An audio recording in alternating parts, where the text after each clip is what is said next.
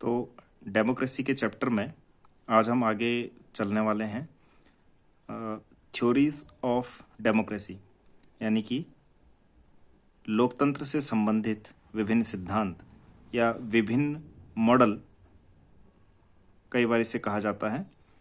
तो उसी क्रम में आज पहला मॉडल जो हम पढ़ने वाले हैं वो एलिटिस्ट मॉडल है, यानी कि इसे हिंदी में कहा जाता है लोकतंत्र का अविजनवादी सिद्धांत या लोकतंत्र का विशिष्ट वर्गीय सिद्धांत। तो विशिष्ट वर्गीय सिद्धांत है तो डेमोक्रेसी का, लेकिन इसके साथ इंटरेस्टिंग बात यह है कि ये डेमोक्रेसी के जो मूलभूत सिद्धांत हैं, इक्वलिटी के या फ्रीडम के या स्वतंत्र निर्णय लेने की जो व्यक्तिगत क्षमता होती है उसी को कंट्राडिक्ट करता है, उसी का निषेध करता है, उसी के साथ विरोधाभासी स्थिति में आप स्वयं को पाता है। लेकिन फिर भी ये मॉडल खासकर इटालियन सोशियोलॉजिस्ट जो इतालवी मूल के समाजशास्त्री हैं, उनके बीच में बड़ा लोकप्रिय रहा है और बाद में सेकेंड वर्ल्ड वॉर के बाद इसने संयुक्त राज्य अमेरिका में भी अपनी जगह बनाने में कामयाबी हासिल की। इस सिद्धांत की लोकप्रियता काफ़ी रही है। तो सबसे पहले हम देखते हैं कि एलिटिस्ट मॉडल है क्या। जैसे कि आप स्क्रीन पर देख सकते हैं, पहला मॉडल या पहली थ्योरी हमारी जो डेमोक्रेसी की है वो एलिटिस्ट मॉडल की है। और word elite, it comes from eligere, the word eligere which means selection by the choice, यानी ऐसे व्यक्ति जो विशिष्ट प्रतिभा के कारण by virtue of their special talent समाज से अलग हैसियत रखते हैं, समाज में बड़ी इन्फ्लुएंशियल या बड़ी प्रभावशाली हैसियत रखते हैं, ऐसे व्यक्तियों को एलीट कहा जाता है। इस शब्द की उत्पत्ति एलिगेयर शब्द से हुई है, जैसे कि आप स्क्रीन में देख सकते हैं। और इसका मतलब ये लोग इलेक्ट नहीं होते हैं, इसका मतलब ये लोग सेलेक्ट होते हैं। सेलेक्ट होने का मतलब है कि इनके अंदर कोई विशेष प्रतिभा ऐसी है जो बाकी समाज से इनको अलग करती है। That's mean by virtue of their talent, by virtue of their diligency or intelligency or any particular skill, they are different from the rest of the society। और ये कहा जाना चाहिए कि सोसाइटी में ये बहुत ज़्यादा इन्फ्लुएंस और बहुत ज़्यादा पावर रखते हैं और अपने हितों को पूरा करने की स्थिति में बाकी लोगों से ज़्यादा बेहतर होते हैं। तो स्क्रीन पर आप एलिट की डेफिनेशन देख सकते हैं। एलिट यानी कि जैसे मैंने हिंदी में कहा विशिष्ट जन या अभिजन। Elite means handful of minority people in a particular given system who control socio political and economical influence to serve their interest और interest of their small community और ग्रुप और society where they, that's mean elites, belongs to. इसको समझिए आप थोड़ा सा कि पहली बात तो elite means handful of minority people, यानी कि ये एक अल्पसंख्यक समुदाय होता है। समाज में जो एलिट होता है वो ज़्यादा संख्या में नहीं होगा, समाज में वो कम संख्या में होगा और पर्टिकुलर गिवन सिस्टम में ये काम करता है। यानी कि एक पर्टिकुलर सिस्टम जिसकी भी आप बात कर रहे हो, चाहे भारत की बात कर रहे हो, चाहे संयुक्त राज्य अमेरिका की बात कर रहे हो, ब्रिटेन की बात कर रहे हो, तो एक पर्टिकुलर सिस्टम में ये बहुत ज़्यादा सामाजिक, राजनीतिक और आर्थिक प्रभुत्व रखते हैं, प्रभाव रखते हैं। लेकिन इस प्रभाव का जो उपयोग ये करते हैं वो या तो अपने या अपनी छोटे से समुदाय के हितों की पूर्ति के लिए करते हैं। ठीक है, फिर से आप इसे समझ लीजिए। पहली बात तो आप देखें, पहले इसकी जो परिभाषा है उसमें ये कहा गया elite means handful of minority people, that's mean they will always be in minority, हमेशा अल्पसंख्यक होंगे। बहुसंख्यक समाज एलिट नहीं हो सकता, ये आप समझें। सारे समाज में से कुछ ही हैंडफुल लोग होंगे, कुछ ही बहुत कम लोग होंगे जो कि विशेष प्रतिभा का या विशेष ताकत या विशेष पैसा या विशेष इन्फ्लुएंस या विशेष प्रभुत्व अपना रखते हों। तो माइनॉरिटी पीपुल हैं और एक पर्टिकुलर गिवन सिस्टम में काम करते हैं और उस पर्टिकुलर सिस्टम की सोशियो पॉलिटिकल और इकोनॉमिक प्रभुत्व को ऐसे प्रयोग करते हैं अपने इंटरेस्ट के लिए और अपने छोटे से समुदाय के इंटरेस्ट के लिए। ठीक है, तो अगर आप इससे उदाहरण पूछें कि एलिट कौन है, तो इसमें बहुत सारे लोग आ जाते हैं और अलग अलग लोगों ने बहुत सारे लोगों की बात की है। बड़े आगे स्कॉलर्स को भी हम देखेंगे कि किन किन स्कॉलर्स ने किन किन लोगों को एलिट माना है। जैसे आप ये कह सकते हैं पॉलिटिशियन, राजनेता, ठीक है, ये अपने छोटे से समुदाय के हितों की या अपने स्वयं के हितों की पूर्ति के लिए समाज में विशेष हैसियत रखते हैं, ठीक है ना। और बड़े बड़े जो प्रभुत्वशाली या जो बहुत ही ख्याति लब्ध जो लोग हैं, जैसे फिल्म कलाकार हो सकते हैं या फिर किसी विशेष कला के धनी हो सकते हैं, कोई बहुत असाधारण संगीतज्ञ हो सकता है जिसकी बड़ी फेम है, ठीक है ना। बहुत बड़ा लेखक हो सकता है, इंटेलेक्चुअल्स बौद्धिक लोग, पत्रकार, बड़े बड़े विचारक, ठीक है। ब्यूरोक्रेट्स नौकरशाह, बड़े बड़े सीनियर ब्यूरोक्रेट जो बहुत प्रभुत्व रखते हैं समाज में। खिलाड़ी हो सकते हैं, मनोरंजन से जुड़े हुए लोग हो सकते हैं, मतलब समाज में ऐसे लोग जिनको लोग सुनना पसंद करते हैं, जिनको लोग अपना लीडर मानते हैं और जिनको लोग समझते हैं कि ये पथ प्रदर्शक हैं हमारे, यानी कि हमें ये रास्ता दिखाते हैं। लेकिन एलिटिस्ट मॉडल क्या कहता है कि ये किसी और के नहीं बल्कि स्वयं के इंटरेस्ट में काम करते हैं। एक और उदाहरण बड़े इंपॉर्टेंट है जो छूट गया, वो है कॉरपोरेट का, यानी कि जो धनी वर्ग है, जो पूंजीपति वर्ग है, जो अपने हितों की पूर्ति करता है सिस्टम में रह करके, तो वो भी एलिट में आता है। मेरे ख्याल सबसे इम्पोर्टेंट एलिट वही है। अकॉर्डिंग टू एस केलर, आप देख सकते हैं स्क्रीन में इनकी परिभाषा एस केलर की, elites are those minorities which are set apart from the rest of the society by their preeminence in one or more of these various distributions. कि अभिजन या विशिष्ट जन ऐसे अल्पसंख्यक हैं, अल्पसंख्यक जैसे मैंने पहले कहा कि छोटी मात्रा में ये लोग होते हैं, बहुत थोड़ी मात्रा में लोग होते हैं, जिनको कि बाकी समाज से अलग किया जा सकता है। किस कारण से? या तो उनकी विशेष प्रतिभा की वजह से या विशेष प्रभुत्व की वजह से, ठीक है। तो ये क्लियर है, ये डेफिनेशन भी आपको ध्यान रखनी है। अब एलिटिस्ट मॉडल की खास बात मैंने आपको बताई है नेक्स्ट पॉइंट में, आप देख सकते हैं इसको, कि elitist model of democracy could particularly be very interesting because it contradicts and negates the classic notion of democracy which is governance for all and governance by the all।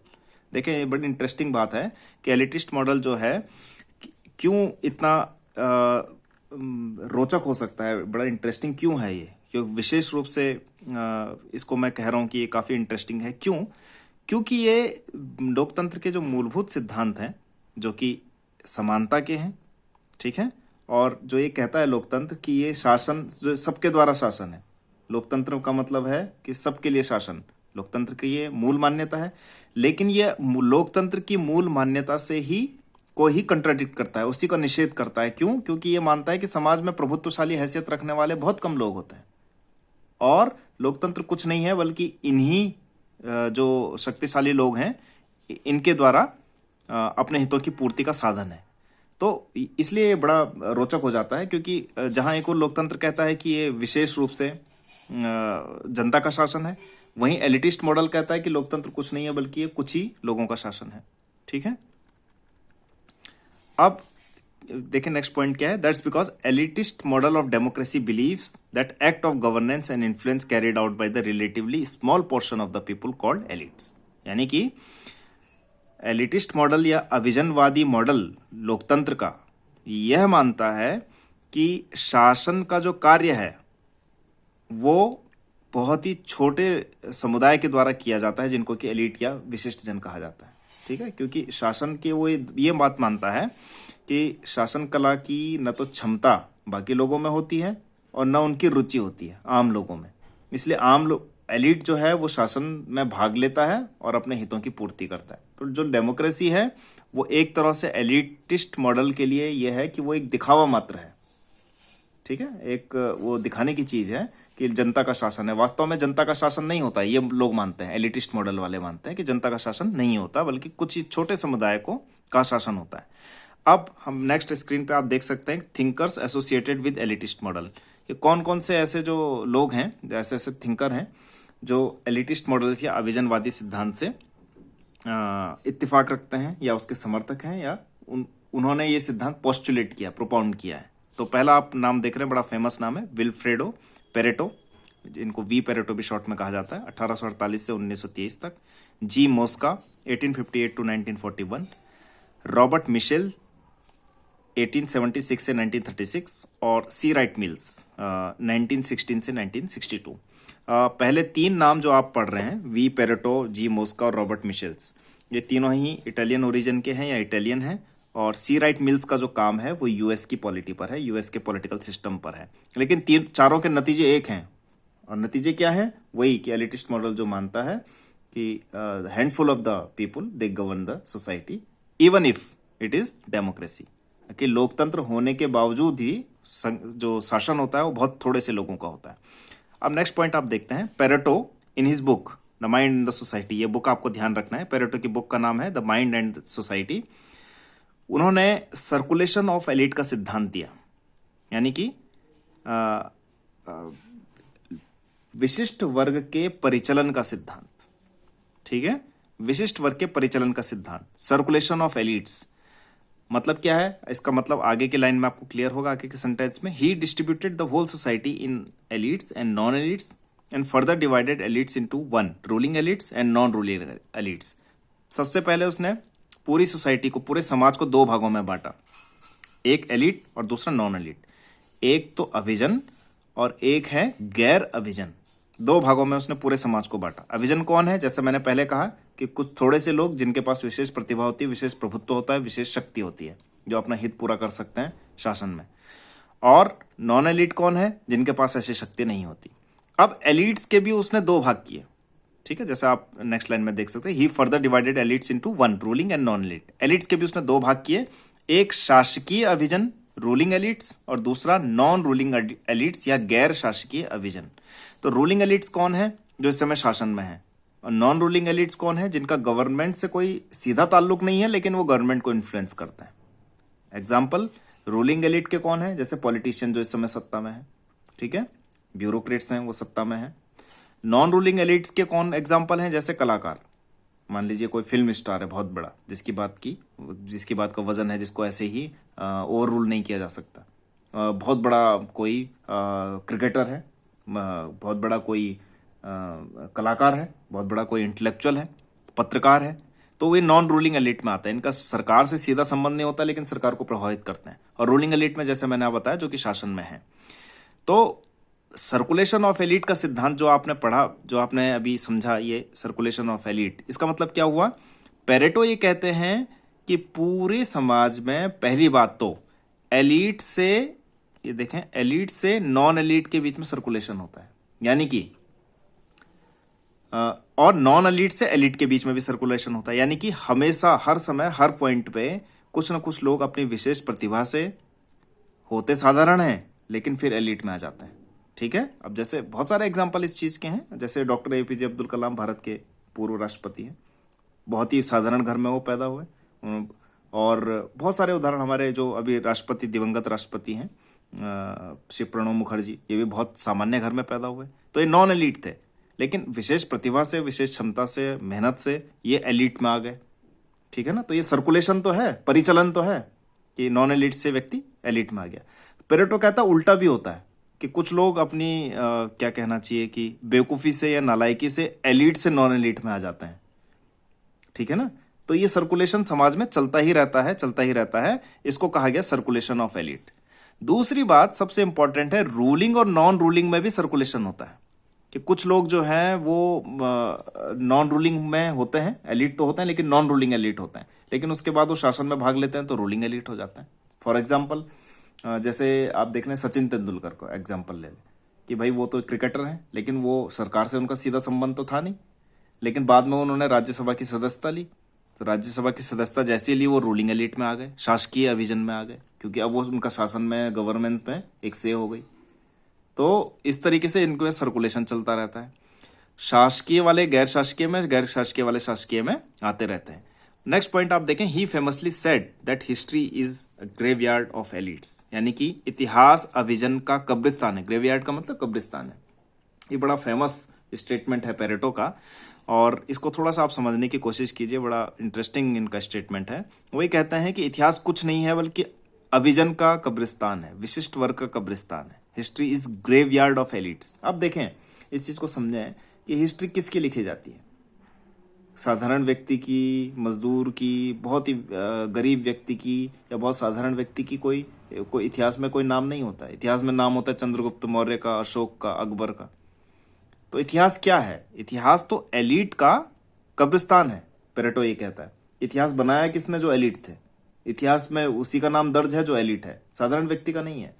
तो ये तो बड़ी एविडेंट सी बात है कि इतिहास में उस व्यक्ति का नाम होगा जो इतिहास में कोई छाप छोड़ के गया होगा। तो ये बड़ा फेमस है। तो उन्होंने कहा कि लोकतंत्र के उस पर आपको बहुत ज़्यादा इसको आइडियली देखने की जरूरत नहीं है, बल्कि लोकतंत्र भी एलीट ही चलाते हैं, विशिष्ट वर्ग ही चलाते हैं। नेक्स्ट थिंकर हमारा है जी मोस्का। उनकी बुक है द रूलिंग क्लास, और उन्होंने ये विचार प्रतिपादित किया कि जो शासन है उसमें अल्पसंख्यक लोगों का, यानी कि बहुत थोड़े से लोगों का और प्रभुत्वशाली लोगों का भाग होता है। नेक्स्ट थिंकर है रॉबर्ट मिशेल्स, और उनका बड़ा फेमस लॉ है आयरन लॉ ऑफ ओलिगार्की। इसे हिंदी में कहते हैं अल्पतंत्र का लौह नियम। आयरन लॉ, आयरन लॉ का मतलब क्या है? लौह नियम, मतलब लोहे का नियम। तो लोहा जैसे मजबूत होता है वैसे ये नियम भी बड़ा मजबूत है, कभी टूटता नहीं है। और नियम क्या है? वो ये है कि चाहे कोई भी शासन पद्धति आप अपना लें, चाहे तानाशाही अपना लें, चाहे कम्युनिस्ट अपना लें, चाहे लोकतांत्रिक अपना लें, चाहे कोई भी और अपना लें, एलीट वर्ग का यानी कि अभिजन का शासन में जरूर और जरूर भाग होता है। और ये लॉ ऐसा है कि इसकी कभी भी इसका ये डिस्कार्ड नहीं होता, ये इसकी डिसरिस्पेक्ट नहीं हो सकती इस लॉ की। यानी कि ये लॉ जो है इतना पक्का है कि अभिजन जो है वही शासन करता है, चाहे लोकतंत्र है या नहीं है। ठीक है, तो ये रॉबर्ट मिशेल्स का बड़ा फेमस लॉ है आयरन लॉ ओलिगार्की, यानी कि अल्पतंत्र का लौह नियम। यानी कि शासन अल्पतंत्र का ही होता है, और वो अल्प कौन है? कम लोग कौन है? एलिट्स, अभिजन। नेक्स्ट है सी राइट मिल्स। उनकी बुक है द पावर एलिट्स, और उनका काम अमेरिकन पॉलिटिकल सिस्टम में है। और उनका ये कहना था कि अमेरिकन पॉलिटिकल सिस्टम जो है वो देखने से डेमोक्रेटिक लगता है लेकिन है नहीं। और वो किसके द्वारा चलता है? ग्रुप ऑफ कैपिटलिस्ट, पूंजीवादी, पॉलिटिशियन, राजनेता, ब्यूरोक्रेट्स, नौकरशाह, इंटेलेक्चुअल, बौद्धिक लोग, और मिलिट्री ऑफिसर्स, और जो बड़े बड़े सैन्य पदाधिकारी हैं, सैन्य अफसर हैं, उनके द्वारा चलता है। He maintained that the system is barely democratic. उन्होंने कहा कि ये जो व्यवस्था है उसको लोकतंत्र नहीं कहा जा सकता। लोकतंत्र की क्लासिक डेफिनेशन क्या है? वो है कि जनता का जनता द्वारा जनता के लिए शासन। लेकिन कहाँ है जनता का शासन? कुछ मुट्ठी भर लोगों का शासन है जो कि शासन में अपना प्रभुत्व रखते हैं। आम जनता की इसमें सुनवाई नहीं है, ऐसा इनका मानना है। लेकिन फिर भी इस मॉडल के अच्छा होने के बावजूद इसकी क्रिटिसिज्म है। सबसे पहले बात तो ये पीपुल्स पार्टिसिपेशन को डिस्करेज करता है। मैकफर्सन ने इसकी आलोचना की है कि ये लोगों के सहभागिता को डिस्करेज करता है, यानी कि हतोत्साहित करता है। लोगों को बोलता है भाई एलिट ही हैं जो कुछ है, तो फिर आप भाग मत लीजिए शासन में। यानी कि आम व्यक्ति की डिग्निटी ये कुछ समझता नहीं है ये मॉडल। और ये कहता है कि व्यक्ति का काम तो केवल वोट देकर के सरकार चुनना है, बाकी सरकार का जो काम है वो तो एलिट ही चलाता है। ठीक है। दूसरी इस मॉडल की क्रिटिसिज्म या आलोचना है कि ये इक्वलिटी के प्रति, यानी कि समानता की सिद्धांत के प्रति, समानता के मूल्य के प्रति घोर निराशावादी है, घोर तटस्थ है, जो कि नहीं होना चाहिए। लोकतंत्र का मतलब ही इक्वलिटी है। तीसरा, इट प्रमोट्स स्टेटस क्वो, यानी ये जैसा सिस्टम है वैसा ही मानने पर जोर देता है कि भाई यही सिस्टम है, एलिट ही ने गवर्न करना है, बाकी कोई फायदा नहीं है। तो ऐसा तो नहीं चलेगा। अगर ऐसे ही चलता रहता है तो हमने अभी लोकतंत्र के इतिहास में इतनी सारी क्रांतियां पढ़ी, आम लोगों ने झंडा उठाया लोकतंत्र का, तो वो क्यों उठाया था? तो ये तो यथास्थितिवादी है, स्टेटस कोइस्ट है, इसलिए इसको कहना ठीक नहीं है। और सबसे बड़ी बात है कि it focuses on what is rather than what ought to be. ये इस पर फोकस करता है कि क्या है, इस पर फोकस नहीं करता है कि क्या होना चाहिए। कैसा होना चाहिए हमारा सिस्टम? मोर डेमोक्रेटिक, मोर पार्टिसिपेटिव, ज़्यादा सहभागी होना चाहिए। और सबसे अंतिम बात है कि ये किसी भी विचारधारा को नहीं मानता, ये केवल ये मानता है कि सारी विचारधारा में एलिट का कब्जा होता है, जो कि एक आपत्तिजनक बात है। कई विचारधाराएं ऐसी हैं जो कि, जैसे खासकर लिबरल डेमोक्रेसी की जो विचारधारा है, जो समानता और सहभागिता को जोड़ देती है। तो ये इसकी आलोचना है, और इस तरीके से आपको एलिटिस्ट मॉडल समझना है।